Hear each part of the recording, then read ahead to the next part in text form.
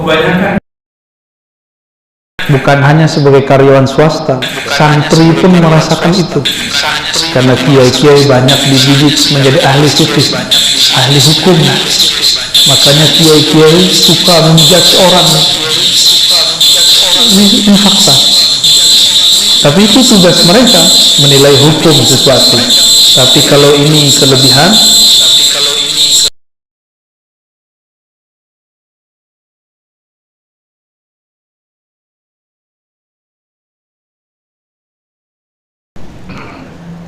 kalau dia orang Indonesia nyantri di pesantren-pesantren kita, paling-paling ngomong ya sah batal, boleh tidak boleh.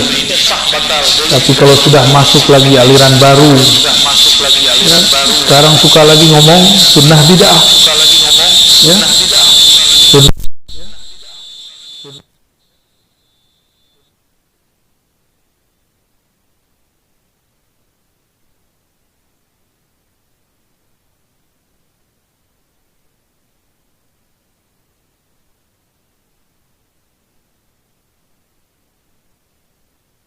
Kamu sudah berani membid'ahkan kiai. Sudah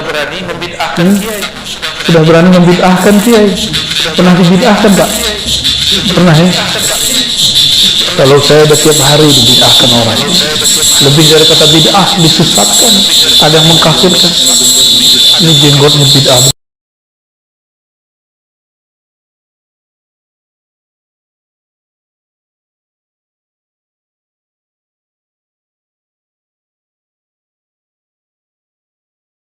YouTube ya, wali YouTube apa wali YouTube?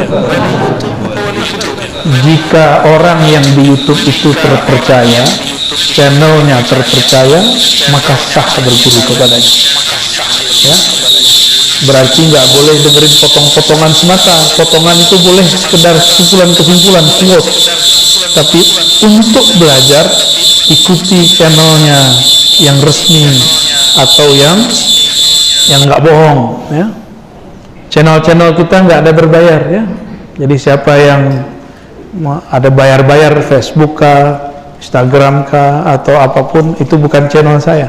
Saya sampai sekarang belum punya channel pribadi. Nggak tahu ke depan mau kita buat atau tidak ya. Masih pergerakan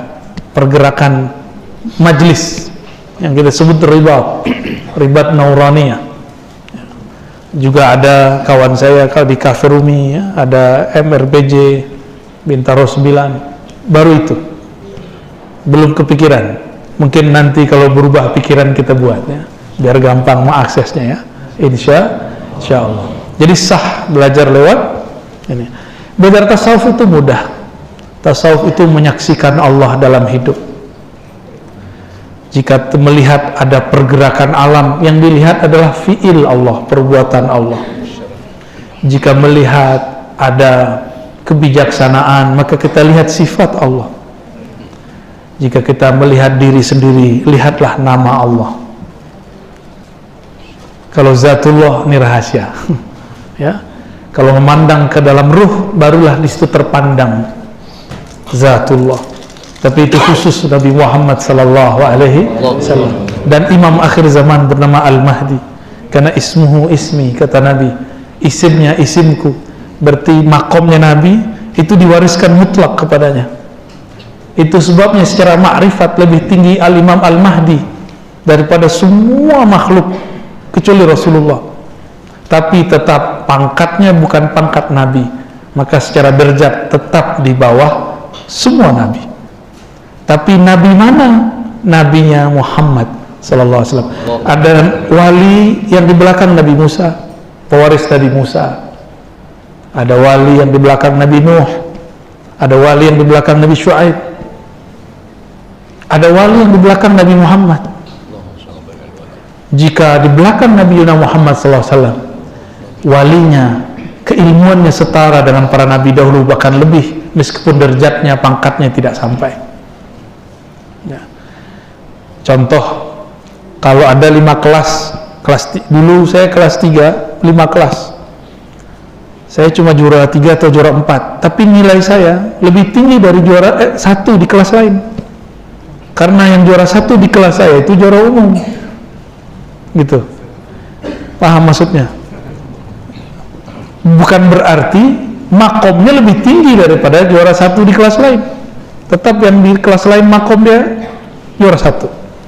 Cuma secara nilai, kemampuan, kemakrifatan dalam dirinya melebihi semuanya. Itulah baginda Nabi SAW dan Sayyidina Al-Mahdi nanti. Siapa yang berumur panjang semoga menjadi pengikutnya. Amin ya rabbal alamin. Nanti ketika beliau keluar, sebenarnya sudah ada. Semoga benar Dajjalnya sudah mulai menampakkan bayang-bayangnya.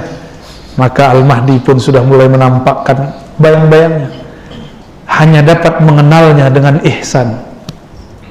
Nggak pakai ihsan nggak bisa kenal dia. Karena ism itu adanya pada ihsan. Ism itu nama ruhani. Adanya pada bab ihsan. Nggak cukup dengan mengerti fikih, usul fikih, akidah, sifat 20 nggak cukup. Ya, jadi cukup belajar tauhid 3 apalagi. Mesti belajar tasawuf sehingga bergerak dengan sir di dalam kalbu, bukan dengan kecerdasan ini. Maka setiap pergerakan sekarang yang ingin buat khilafah dengan hawa nafsu politiknya, bawa-bawa Islam kah, bawa-bawa ormas kah, bawa pergerakan ini itu tidak akan berhasil. Apalagi bawa militer, nggak akan berhasil. Karena pergerakan Nabi Muhammad itu pergerakan ruhnya bergerak, dan ruh ini nggak bisa diatur, ini dia ngatur langsung Allah Subhanahu wa ta'ala, Rabbul Alamin, ya. Maka siapa yang kenal hakikat dirinya, dia akan mengenal siapa nanti yang menjadi imamnya, insya Allah. Tapi di luar sana orang nggak sabaran, ya. Dia maunya imam dia jadi Mahdi. Banyaklah yang ku imam Mahdi depan saya, WA, ya. Imam Mahdinya main WA. Ada yang main YouTube juga, ngaku mimpi ketemu Allah. Saya bilang, kalau cuma mimpi ketemu Allah mah kurang. Kita ketemu Allah jaga. Ya, kurang keren itu, ya. Nah, itu handphonenya dibunuh dulu, ya. Ya, pencet dulu. Ada yang nggak sabar soalnya. Kalau saya sabar, Pak, ya. Itu kalam dari almarhum Syekhuna Ali Mustafa Yaqub. Jadi ada orang buat handphonenya hidup. Beliau ngomong pakai bahasa Arab tapi maknanya Indonesia. Kita ketawa, uktulhu katanya. Bunuh itu. Apa yang dibunuh? Bukan orangnya, handphonenya. Matikan handphone, uktulhu. Baik. Gitu ya, Pak Winardi, ya, Al-Jawi, Al-Kumawi. Yang kedua, ini pertanyaan paling penting. Kita sebagai orang awam, supaya dicintai Rasulullah, apa yang mau kita buat? Dua aja, Pak. Satu, ma'rifatun Nabi sallallahu alaihi wasallam. Kenalilah Rasulullah sallallahu alaihi wasallam. Tidak ada di alam semesta ini kecuali pancaran dari beliau atau bayangan dari beliau. Maka iblis itu bayangan Nabi.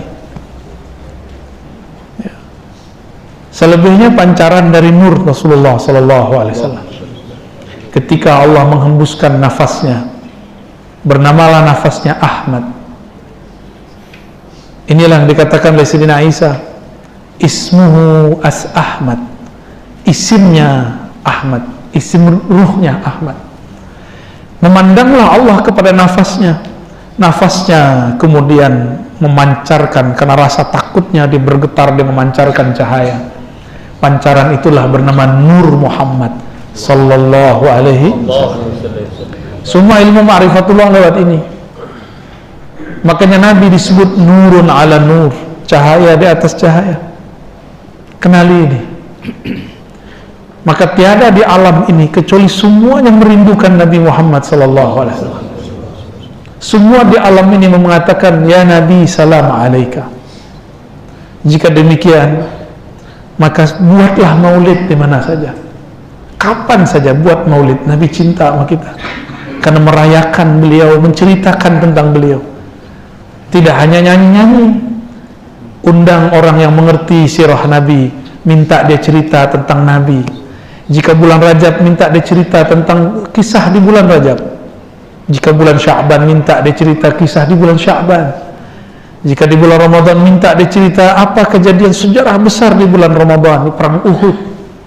Tanggal 17 itu bukan nuzul Quran, tapi nuzul muqarrabin, turunnya malaikat-malaikat muqarrabin yang mereka berjuang membersamai orang-orang yang beriman, yang jumlahnya cuma 313 melawan belasan ribu orang. Ya. Kalau diriwayatkan cuma 1000, enggak, lebih karena ada bantuan dari Rum, ada bantuan dari orang-orang kafir, belum lagi jin-jin kafir yang ikut berperang. Sedangkan jumlah orang-orang baru siap perang 313. Baru keluar doa Nabi, ya Allah, jika engkau tidak bantu kami ini, maka siapa lagi yang akan menyembah engkau? Ini manja-manja, bukan ngancam Allah, bukan perang politik, bukan. Ini perang muslim dan non-muslim. Kalau cuma perang muslim politik dengan muslim yang lain yang berpolitik, nggak pantas doa ini diturunkan.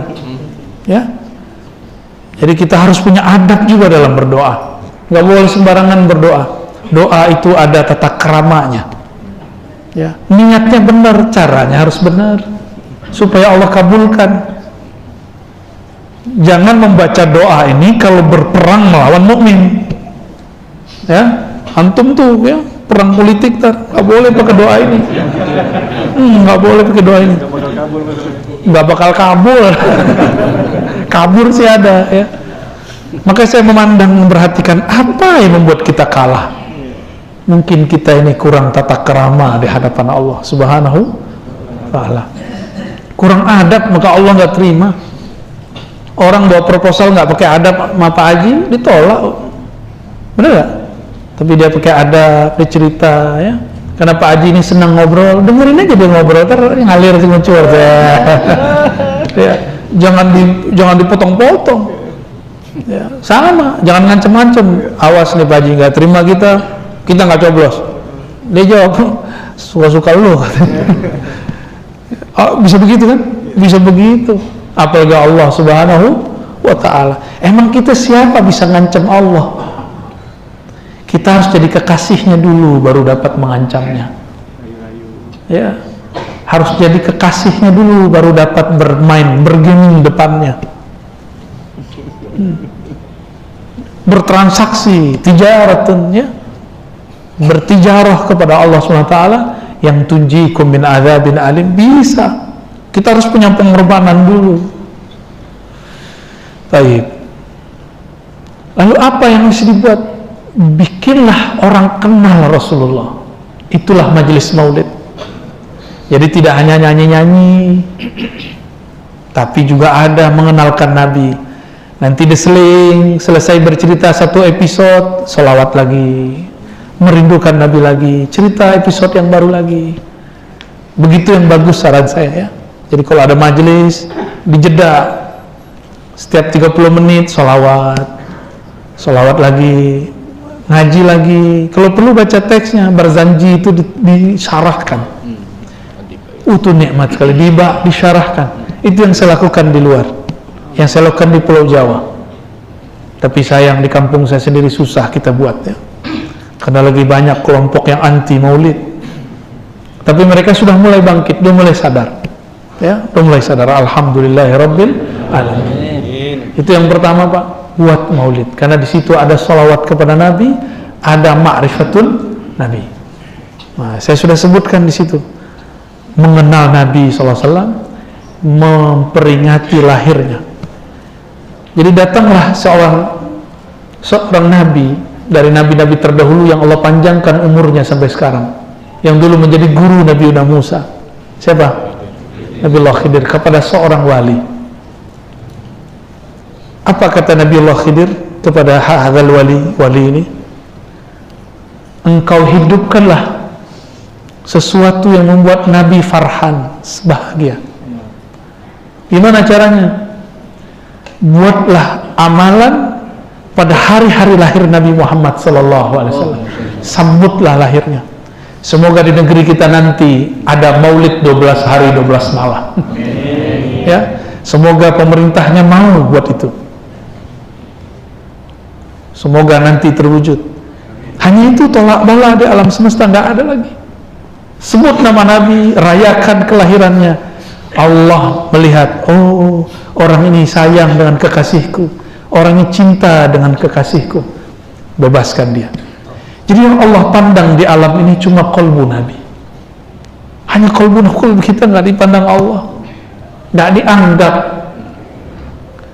Jika kolbu ini tidak ada nama Nabi di dalamnya, tidak ada cinta Nabi di dalamnya, nggak ada kerinduan untuk maulid, nggak ada kerinduan baca salawat, nggak ada kerinduan kepada kisah-kisah Nabi, itu Allah nggak pandang kolbu kita. La yanzur ilaikum, Allah nggak pandang kamu.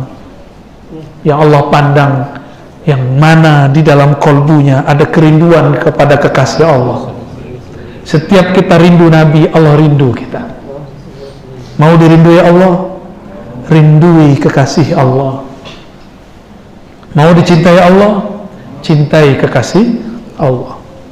Jadi kita ini dengan sholat subuh tadi gak bisa masuk surga, gak bisa masuk surga.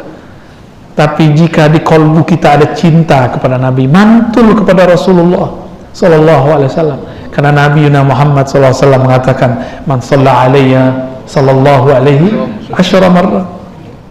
Yang salawat kepadaku, Allah balas 10 kali. Ini kaidahnya. Jika di majlis maulid ada salawat 100 kali aja, maka Allah membalasnya 1000 kali.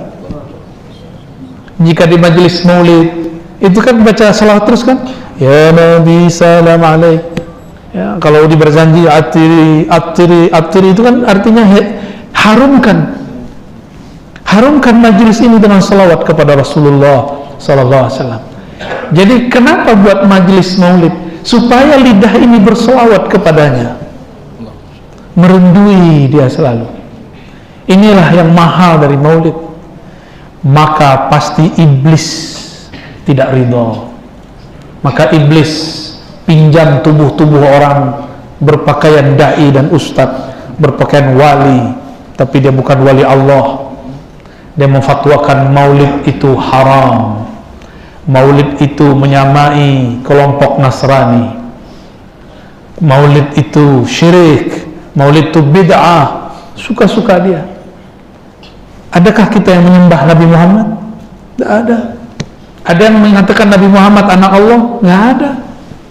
Kenapa mereka kemudian menuduh kita sama dengan kelompok Nasrani? Berarti orang-orang ini dibisikkan di telinganya oleh syaitan durjana, sehingga membuat dia benci kepada orang yang memperingati Nabi-Nya Sallallahu Alaihi Wasallam. Ini yang terjadi sampai kiamat kan nanti. Jadi kalau ada dai begitu, saya curiga itu syayatinul jinni wal ins, setan jin dan manusia, dia yang manusianya. Karena syaitan itu waktu berdalil kepada Nabi Adam, dia pakai ayat, dia pakai nama Allah. Kata iblis, wallahi ya Adam, demi Allah ya Adam, saya udah lama tinggal di surga. Sepanjang itu Nabi Adam alot dengan istrinya Sayyidatuna Hawa, Nabi Adam nggak tergoda. Tapi ketika iblis bersumpah nyebut nama Allah, maka barulah Nabi Adam mau mengikuti sarannya iblis. Jadi iblis itu dulu pakai ayat bawa nama Allah. Sebagaimana orang-orang yang mengajarkan kebencian kepada orang maulid hari ini bawa ayat kullu bid'atin dalalah. Loh, ini ayat, ini hadis. Ini hadis tidak berbicara tentang anti maulid. Nggak ada dalil mengharamkan maulid, nggak ada. Ya, jadi hidupkan Pak, hidupkan majelis maulid, ramaikan di mana saja. Hanya itulah daf'ul bala, kata Sayyidina Al-Khidir alaihissalam, untuk tolak bala. Ya. Ini karena di negeri kita masih banyak orang maulid. Virus masih bisa ditahan oleh Allah. Ini keberkahan Pak. Ini nggak bisa dilihat orang dengan kasat mata. Apa nama virusnya? No? Oh, Om Macron, bukan tante. Ya. Untung masih ada orang maulid. Kita nggak tahu nanti. Ya. Kadang-kadang orang-orang yang bertubuh berpakaian ulama, tapi dirinya di dalamnya bukanlah keulamaan. Maka saya akan mendakwahkan ini Pak, Saya akan datang ke umara untuk mengajak, ayo bikin maulid. Saya akan datang kepada orang-orang awam. Jadi jangan heran nanti saya akan datang ke pemimpin-pemimpin. Tugas dari masyayikh kita, kamu dakwah ke ulama-ulama, dakwah ke umara-umara. Bukan berarti saya minat dengan keumaraannya, enggak, saya enggak minat. Karena ini perintah saja. Ya. Dulu Sayyidina Nabi SAW ngutus Sayyidina Ali, ngutus Sayyidina Muaz, ngutus Sayyidina Salman, diutus. Kita harus ambil bagian di situ. Jadi nanti kalau saya masuk istana misalnya, itu saya akan ajak itu presiden, ayo hidupkan maulid. Hanya itu pesannya, ya nggak lebih. Ya, kita nggak butuh siapa-siapa, kita hanya butuh perhatian Nabi Muhammad SAW. Ambillah perhatian Nabi, maka Allah memperhatikan kita. Inilah fazkuruni azkurukum. Ingatlah aku dalam mengingat kekasihku, aku akan ingat engkau. Sebutlah aku dalam salawatmu kepada kekasihku, aku akan kucurkan rahmat kepada engkau. Rindulah aku dalam rindumu kepada kekasihku, aku akan merindukanmu dan membisikkan kerinduan itu kepada bidadari-bidadari surgaku. Itu bidadari surga, dia mendendangkan ya Nabi salam alaik. Maka orang-orang yang membaca ya Nabi salam alaik itu dirindukan oleh bidadari surga. Orang-orang yang merindukan Nabi dirindukan bidadari surga. Orang-orang yang bisa salat karena ikut Nabi, mereka dirindukan bidadari surga. Mau dirindukan? Mari hidupkan cinta itu dalam diri. Rindu ya Allah dalam rindu Nabi Muhammad SAW. Allah nggak bisa dibayangkan, nggak bisa. Maka hanya satu-satunya pintu menuju Allah adalah mahabbatun Nabi SAW. Ya, saya berdoa semoga ini salah satu tempat orang menghidupkan maulid Nabi SAW. Ya. Maka dakwah yang terkuat sekarang, dakwah mengenalkan Nabi. Disitulah kita lihat Nabi ini lembut. Nabi dengan kelembutan mengalahkan orang-orang kafir Quraisy. Coba kalau Nabi keras, tahun ke-6 Hijriah sudah hancur itu kafir Quraisy. Karena Nabi membawa sahabat-sahabat kuat yang sakti-sakti, yang dulu mereka mengalahkan kafir Quraisy 313 lawan ribuan orang, kalah ribuan orang. Sekarang dibawa berlipat-lipat. Kafir Quraisy sudah melemah. Tapi kan mereka keluarga Nabi juga, keluarga dari sahabat yang dibawa beliau juga. Maka beliau mengatakan, kita mundur. Sahabat ada yang gak faham itu, kemudian marah kepada Nabi dan mengatakan, apakah engkau seorang Nabi? Benarkah agama kita ini? Kenapa kita ngalah daripada orang-orang yang salah? Ternyata mengalah itu tidak selalu jahat. Mengalah itu bukan berarti dia buruk. Mengalah itu kadang-kadang pintu yang baik. Nabi melawan kekerasan dengan kelembutan. Nih saya harapkan kepada politisi-politisi, buatlah kelembutan. Kepada ulama-ulama, guru-guru, mengajarlah dalam kelembutan. Pengurus-pengurus masjid dan ta'lim, uruslah masjid dan ta'lim dalam kelembutan. Umara-umara, bersikap lembutlah kepada rakyat. Baru ente diperhatikan Rasulullah SAW. Karena Rasulullah itu rahmat lil alamin, dia hanya memperhatikan siapa yang rahmat kepada orang lain. Ya, jangan kemudian mandang diri kita nih siapa lalu kita hancurkan orang. Rasulullah nggak suka. Rasulullah tidak suka. Itu Pak ya. Dan yang kedua sudah ada di dalamnya tadi, banyak-banyak sholawat. Ya, itu inti maulid. Aulan nas bi yaumil qiyamah aktsaruhum salatan alaiya. Orang yang paling spesial di zaman Nabi, di akhir zaman nanti, bahkan di yaumul hisab, orang yang paling banyak bersolawat kepada Nabi. Mari solawat, Allahumma salli ala Sayyidina Muhammad. Solawat kita. Ya Nabi salam alaika, ya Rasul salam alaika, ya Rasul salam alaika, salawatullah alaika.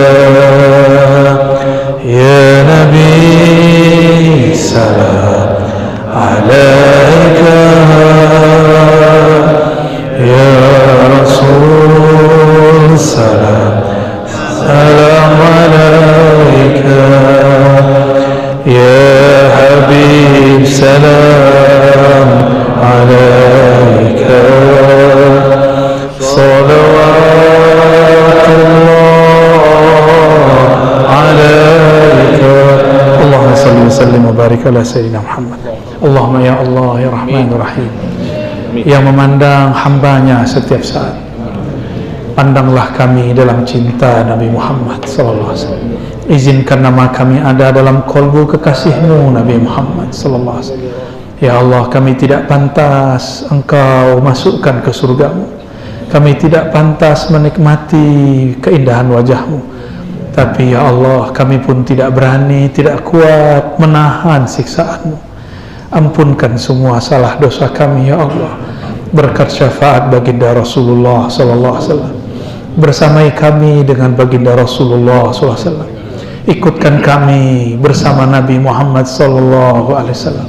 Warzuqna ru'yatahu fid dharain.